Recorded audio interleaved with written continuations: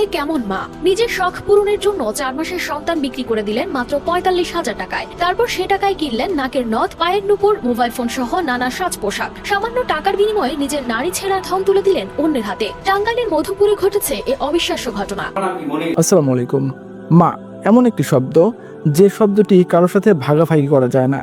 মা এই পৃথিবীতে একমাত্র ব্যক্তি যিনি তার সন্তানের জন্য তার স্বার্থের বাইরে যেতে পারেন, এবং মাই একমাত্র ব্যক্তি যিনি কোনো রকম স্বার্থ ছাড়াই তার সন্তানকে নিঃস্বার্থভাবে ভালোবাসেন, এবং মাই একমাত্র ব্যক্তি যিনি সন্তানের জন্য নিজের জীবন পর্যন্ত বিসর্জন দিতে পারেন।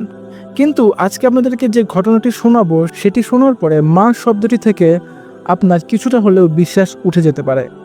ঘটনাটি ঘটেছে টাঙ্গাইলের মধুপুরে। একজন মা মাত্র 45,000 টাকার বিনিময়ে তার কলিজার টুকরা সন্তানকে বিক্রি করে দিয়েছেন এবং সেই টাকাতে কিনেছেন মোবাইল সহ বেশ কিছু গহনা।